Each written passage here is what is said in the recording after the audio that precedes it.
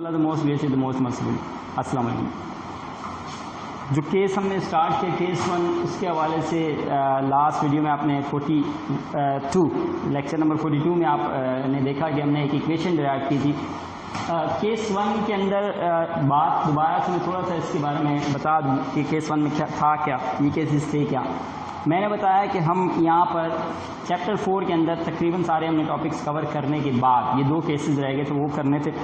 Cases इस तरह से हैं कि 2 केस हैं, केस 1 और केस 2 हैं। क्या हमने इसमें बात की थी कि एक स्ट्रिंग, एक धागे के साथ 2 बॉडीज़ को हमने क्या किया, बांधा हुआ, अटैच किया हुआ, और उस धागे को या उस स्ट्रिंग को हमने एक पुली के ऊपर से गुजारा। अब पुली के ऊपर गुजारने के बाद 2 सिचुएशन बनती हैं यहाँ पर, 2 केसेस अराइज। नंबर 1 के when both bodies move vertically, ये पहला केस है केस 1, और नंबर 2 के when one body move vertically and the other body is placed on a smooth horizontal surface. ये 2 केसेस के अंदर हैं। तो इस तरीके से अब ये हमारे पास जो पहला केस है केस 1, उसके अंदर हम जहाँ तक पहुँच गए थे उसी की बात करते हैं। ये इसकी फिगर आपने देखी कि इस तरह से फिगर है, ये बुक में मौजूद है और आपको नोट्स में भी मिलेगी। अब इस जो केस के अंदर हम करने जा रहे हैं उसको ज़रा आप गौर से देखेंगे कि हम इसमें क्या करने जा रहे हैं।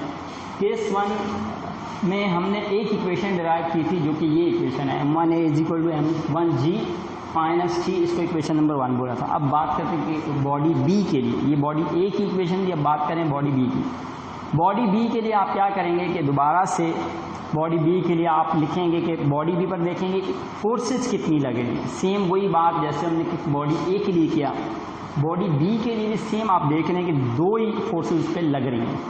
वो 2 फोर्सेस कौन सी हैं? वही दोबारा से बात कि इस पे बॉडी के ऊपर एक उसका वेट जो कि डाउनवर्ड लग रहा है, और एक स्ट्रिंग के अंदर, धागे के अंदर टेंशन जो कि अपवर्ड है। ये 2 फोर्सेस बॉडी बी पे लग रही हैं। अब बॉडी बी पर हम ये बात लिख देंगे, ये बात जो मैं बता रहा हूँ ये इसमें लिख नहीं रहा, लेकिन आप उसमें लिखेंगे there are 2 forces acting on body B. Number 1, weight of body B acting in downward direction and tension in the string, या tension along the string moving acting upward. अब 2 फोर्सेस ये हैं। अब इन दोनों फोर्सेस से हम निकालेंगे नेट फोर्स। नेट फोर्स के लिए मैंने आपको प्रोसीजर बताया था कि अनबैलेंस, क्योंकि बॉडी पे लगने वाली फोर्सेस इक्वल नहीं है, इसलिए ये अनबैलेंस फोर्सेस होंगी। इन फोर्सेस के लिए हम नेट फोर्स का तरीका पहले आपको बता चुका, तो वो क्या तरीका है। आप करते हैं कि नेट फोर्स निकालने के लिए एक फोर्स में से दूसरी फोर्स को माइनस करते हैं, लेकिन किस में से किसको माइनस करते हैं उसका तरीका ये है कि जो फोर्स बड़ी है उसमें से हम छोटी फोर्स को माइनस करते हैं। ये कैसे डिसाइड होगा कि बड़ी फोर्स कौन सी है? इसको डिसाइड करना बड़ा आसान है। आप देखेंगे बॉडी मूव किस तरफ कर रही है। बॉडी पर लगने वाली 2 फोर्सेस हैं, उन 2 में से बॉडी किस फोर्स की तरफ मूव कर रही है। जिस फोर्स की तरफ मूव करे वो फोर्स बड़ी है। तो बॉडी ए किस तरफ मूव कर रही थी? डाउनवर्ड, इसलिए बॉडी ए पर जो फोर्स 2 फोर्सेस में से W1 डाउनवर्ड था और T अपवर्ड था, इसलिए हमने W1 जो कि डाउनवर्ड है जिस तरफ बॉडी मूव कर रही है उसमें से माइनस किया था T, तो मतलब W1 बड़ा था इसमें और T छोटा था। लेकिन बॉडी बी के लिए इसका उलट है, बॉडी बी मूव कर रही है अपवर्ड। अपवर्ड फोर्स का नाम है यहाँ पे टेंशन T, तो टेंशन T यहाँ पर बड़ी फोर्स है, और उसमें से माइनस हम कर रहे हैं छोटी फोर्स जो कि क्या है, वेट है। तो T - W2 ये यहाँ पर इसके लिए नेट फोर्स का फार्मूला बन जाएगा। तो आप ये बात लिखेंगे, सबसे पहले आप बताएंगे there are 2 forces acting on body B, वो आपने जिक्र कर दिया कि W2 in downward direction and T in upward direction. ये लिखने के बाद आप लिखेंगे the net force acting on body B will be. तो मैं बात वही आपके सामने लिख रहा हूँ कि नेट फोर्स हमारे पास आ जाएगी इस तरह से, F नेट, आप ये फार्मूला लिखेंगे F net is equal to T, बड़ी फोर्स में से माइनस कर दिया आपने छोटी फोर्स यानी W2, ये माइनस कर दी, यानी ये इक्वेशन बनेगी नेट फोर्स की कि T - W2, बड़ी फोर्स में छोटी फोर्स माइनस कर दी। बड़ी फोर्स कौन सी? जिस तरह बॉडी मूव कर रही है, बॉडी भी कहाँ मूव कर रही है, अपवर्ड। अपवर्ड कौन सी फोर्स है? T में से आपने माइनस कर दिया W2, और ये इक्वेशन बन गई। अब आप नेट फोर्स के लिए फिर से Newton second law of motion की बात करेंगे। आप लिखेंगे नीचे कि net force is given by Newton second law of motion या can be given by Newton second law of motion, जो कि क्या है ma, F is equal to ma। तो नेट फोर्स क्योंकि यहाँ पर बॉडी B पर लग रही है, इसके लिए आपके पास ma, जब आप बोलोगे ma तो यहाँ पर नेट फोर्स के लिए m की बजाय हम इसका मास कितना m2 है, तो बन जाएगा फार्मूला नेट फोर्स का m2a, यानी ma वाली फार्मूला है लेकिन मास हमें कौन सा रखना है, बॉडी का मास यहाँ पर क्या है m2, तो फार्मूला बन गया m2a। तो आपके पास नेट फोर्स की जगह पर तो आप लिखेंगे यहाँ पे ये बात मेंशन कर देंगे, since F net is equal to m2a, एक तो ये वैल्यू आ गई नेट फोर्स का फार्मूला, और दूसरा W2 क्या है, W2 आपके पास ये मैंने यहाँ पे लिखा हुआ है m2g, W का फार्मूला होता है mg, तो इसलिए W2 का फार्मूला बन गया m2g। इन दोनों वैल्यूज़ को आप पुट करेंगे इस इक्वेशन में। अब आप putting values in the above equation ये बात लिख देंगे और फिर एफ नेट की जगह पर पुट कर देंगे m2a, आपके पास आ जाएगा therefore m2a is equal to, फिर क्या आया m2a के बाद क्या है, एफ नेट की जगह आ गया m2a, फिर क्या है इक्वल है, इक्वल लगा दिया, फिर t, फिर आ गया t और माइनस W2 कितना है, W2 की वैल्यू क्या है m2g, ये वैल्यू आपने पुट कर दी m2g और ये आपके पास इक्वेशन नंबर 2 बन गई। ये इक्वेशन 2 है। दो इक्वेशन बनाने के बाद आपने, अब जब आप दो इक्वेशन बना रहे हैं तो काम आसान हो गया। अब आपने दो स्टेप और करने, दो हेडिंग्स आप और डालेंगे। पहली हेडिंग में आप लिखेंगे कि हमने इसमें कैलकुलेट हम क्या करने जा रहे हैं, हम इसमें कैलकुलेट करने जा रहे हैं एक्सेलरेशन और टेंशन। तो हम पहले कैलकुलेट कर लेते हैं एक्सेलरेशन और फिर उसके बाद हम कैलकुलेट करते हैं टेंशन। तो एक्सेलरेशन कैलकुलेट करने के लिए आप यहाँ पर हेडिंग में लिख देंगे कि फॉर एक्सेलरेशन, आप यहाँ पे लिख देंगे फॉर एक्सेलरेशन। हम अब इनमें से निकालने जा रहे हैं एक्सेलरेशन, यानी इस केस के अंदर हमें चाहिए होता है एक्सेलरेशन और टेंशन।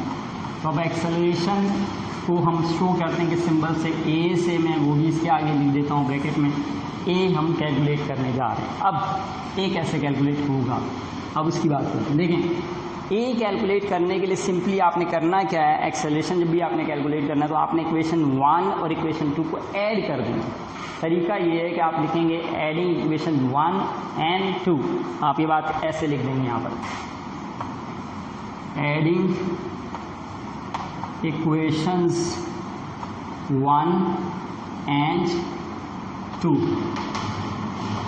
इक्वेशन 1 और 2 को हम क्या कर रहे हैं, ऐड कर रहे हैं। ये इक्वेशन 1 और 2 को हमने ऐड कर दिया। कैसे ऐड करते हैं, ऐड करने का तरीका सिंपल है। मैट्रिक से पहले आपने मतलब देखिए 9 आप ये पढ़ चुके हैं 8th क्लास में मैथ्स के अंदर इक्वेशन ऐड कैसे करते हैं। ऐड करने का तरीका बिल्कुल सिंपल है। देखें, ऐड करते वक्त हम दो इक्वेशन है हमारे पास, एक इक्वेशन 1 है वो ये रही, एक इक्वेशन 2 है वो ये रही। इन दोनों इक्वेशंस को ऐड करने का तरीका गौर से सुन लेना कि लेफ्ट साइड में लेफ्ट साइड ऐड कर दें और राइट साइड में राइट साइड ऐड कर दें। लेफ्ट साइड क्या है, इसकी m1 है, इसकी लेफ्ट हैंड साइड क्या है m2 है। इन दोनों को क्या कर दिया, ऐड।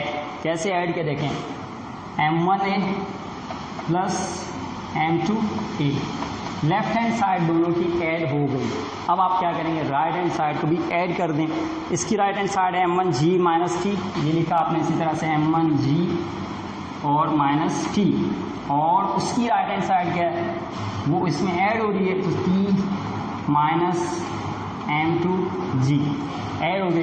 अब आप देख रहे हैं जब हम ऐड कर रहे हैं दोनों को हमने लिख दिया इस तरह से, लेफ्ट हैंड साइड में लेफ्ट हैंड साइड और राइट हैंड साइड में राइट हैंड साइड ऐड करके लिख दी। लिखने के बाद आप देख रहे हैं t एक माइनस का और एक प्लस का है, ये दोनों क्या हो जाएंगे, कैंसिल हो जाएंगे। ये कैंसिल होने के बाद हमारे पास जो बचता है उसकी बात करते हैं। इन दोनों में आप देख रहे हैं a कॉमन है, आप यहाँ से ले लेंगे a कॉमन है। ए को कॉमन लेने के बाद यहाँ पे रिमेनिंग क्या है m1, ये तो कॉमन आ गया बाहर, और प्लस यहाँ पर रिमेनिंग है m2, और इस तरीके से आपके पास आ गया m1 प्लस m2 ब्रैकेट में, और ये इसमें कॉमन आ गया। इन दोनों में आप देखें तो आपको g कॉमन नजर आ रहा है, तो g कॉमन ले लें आप यहाँ से। m1 चाहे कॉमन को आप चाहे स्टार्ट में लिखें या एंड में, दोनों तरीके से लिखा जा सकता है। तो मैं यहाँ पे लिख देता हूँ m1 और फिर यहाँ पे g कॉमन आया हुआ है और इसी तरह से माइनस यहाँ पर क्या रहेगा m2 और g कॉमन को हमने यहाँ पे बार लिख दिया। बार इस तरफ लिखें या उस तरफ, इससे कोई फ़र्क नहीं पड़ता। फाइनली आप इसमें से क्या निकालने जा रहे थे a, तो आप a को सेपरेट कर लें। a को सेपरेट जब करेंगे तो ये m1 m प्लस m2 इससे मल्टीप्लाई होगा, उस तरफ जाकर अपॉन में इस वैल्यू को वो डिवाइड कर देगा इस तरह से m1 माइनस m2 और ये ब्रैकेट में g आ गया और इसके नीचे क्या आ गया, ये वैल्यू m1 प्लस m2 और इस तरीके से हमारे पास ये क्या फाइंड हमने कर लिया, ये है एक्सेलरेशन के लिए फार्मूला, ये है एक्सेलरेशन। तो इस तरीके से आप क्या करेंगे, इसमें फाइंड कर लेंगे एक्सेलरेशन। ये तो एक्सेलरेशन आ गया। अब बात करते हैं टेंशन कैसे निकलेंगे। तो टेंशन के लिए आप क्या करेंगे, दोनों इक्वेशंस को डिवाइड करेंगे। इक्वेशन 1 को इक्वेशन 2 से डिवाइड कर दें। आप यहाँ पे फिर से हेडिंग डालेंगे फॉर टेंशन, आप हेडिंग डालेंगे इसमें फॉर टेंशन। तो अब टेंशन के लिए आपने क्या तरीका करना है वो मैं आपके सामने कर रहा हूँ। देखिए टेंशन, आप यहाँ पे टेंशन को रिप्रेजेंट कर रहे हैं टी से, तो इसलिए आपने टी यहाँ पे आगे लिख दिया। अब आप क्या कर रहे हैं कि डिवाइड करेंगे इक्वेशन 1 को इक्वेशन 2 से। जब आप मालूम करेंगे एक्सेलरेशन तो ऐड करेंगे, जब आप मालूम करेंगे टेंशन तो डिवाइड करेंगे। तो इक्वेशन 1 की लेफ्ट हैंड साइड क्या है जी, लेफ्ट हैंड को लेफ्ट हैंड से और राइट हैंड को राइट हैंड से डिवाइड कर लें। m1 है, ये इक्वेशन 1 की लेफ्ट हैंड साइड है। इक्वेशन 2 की लेफ्ट हैंड साइड क्या m2 है, ये आपने अपॉन में लिख दी क्योंकि हम दोनों को क्या कर रहे हैं, डिवाइड। पहले ऐड करना तो बीच में प्लस लगाया, अब डिवाइड करें तो अपॉन कर दिया। इस राइट हैंड साइड को भी उस राइट हैंड साइड से डिवाइड करें, ये आ गया equal to m1g minus T और फिर इसी तरह से t माइनस m2 जी, ये आपने डिवाइड इस तरह से कर दिया। अब आप देख रहे हैं कि इसमें a कैंसिल हो रहा है, a को आप यहाँ दोनों तरफ कैंसिल कर दें। फाइनली आपके पास बच गया t। याद रखना कि यहाँ पे कैंसिल नहीं हो सकता क्योंकि बीच में माइनस आ रहा है और इस तरीके से कैंसिल नहीं होता। हाँ, अगर यहाँ पर मल्टीप्लाई का साइन होता है यहाँ पे भी तो ये कैंसिल हो सकती है, लेकिन यहाँ पे कैंसिल नहीं होगा। यहाँ क्या रहेगा आपके पास m1 ओवर m2 और यहाँ पे क्या रहेगा m1g माइनस टी और यहाँ पर आ गया t माइनस m2g। अच्छा, अब क्या है कि आप क्या करेंगे, इस पूरी वैल्यू को, ये आपके पास एक वैल्यू आ गई, मैं इसको ब्रैकेट में कर देता हूँ थोड़ा आसानी के लिए। इस पूरी वैल्यू को आप इस तरफ m1 से मल्टीप्लाई कर दें, यानी क्रॉस मल्टीप्लाई कर दें, इसको इससे मल्टीप्लाई कर दें, क्रॉस मल्टीप्लाई। तो आप यहाँ पे अब क्या करेंगे, क्रॉस मल्टीप्लाई। आप क्या करेंगे m1 और इस पूरी ब्रैकेट को यहाँ ले आएंगे लेफ्ट हैंड साइड पे, t माइनस m2g आकर इस तरफ मल्टीप्लाई होगा। क्रॉस मल्टीप्लाई ऐसे करते हैं, मैथ्स में आपने सीखा क्रॉस मल्टीप्लाई, वही काम यहाँ कर रहे हैं। यहाँ पर क्या आ जाता है m2 और ब्रैकेट के अंदर आ गया m1g और माइनस t, इस तरीके से। अब इसको मैं मल्टीप्लाई 1 बाय 1 करता हूँ। देखिए मल्टीप्लाई बार m1 हो रहा है, ये दोनों से मल्टीप्लाई होगा अंदर इस तरह से m1t और माइनस m1 को अंदर मल्टीप्लाई करेंगे तो आएगा m1 m2g इस तरह से। और यहाँ पर भी आप मल्टीप्लाई कर दें m1 m2g और माइनस m2 मल्टीप्लाई होगा t से तो आ जाएगा m2t।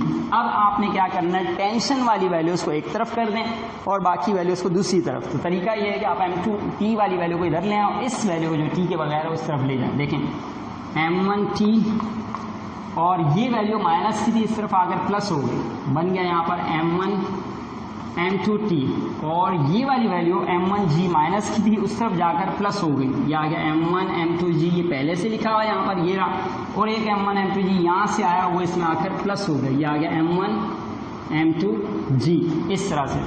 फाइनली आपने क्या करना है, इन दोनों में t कॉमन आ रहा है, आप इसमें से t कॉमन ले लें।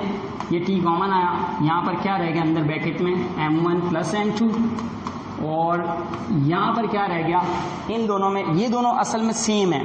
जब सेम हो मैथ्स में आप देखते हैं कि x प्लस x 2x हो जाता है, इस तरीके से ये दोनों ऐड होकर हो जाएंगे 2m1 m2g इस तरह से। और फाइनली आपने t फाइंड करना है तो इस पूरी वैल्यू को अपॉन में ले जाए उसके नीचे इस तरीके से, और ये आपके पास आ जाएगा फाइनल आंसर, इस तरह से हो जाएगा 2m1 m2g और ओवर ये वैल्यू आ जाएगी m1 प्लस m2 इस तरीके से अपॉन में आ जाएगा। और ये है हमारा टेंशन के लिए फॉर्मूला, ये हमने डिराइव करना था। यहाँ तक इस लेक्चर में आपने देखा कि हमने एक्सेलरेशन और टेंशन फाइंड कर लिया।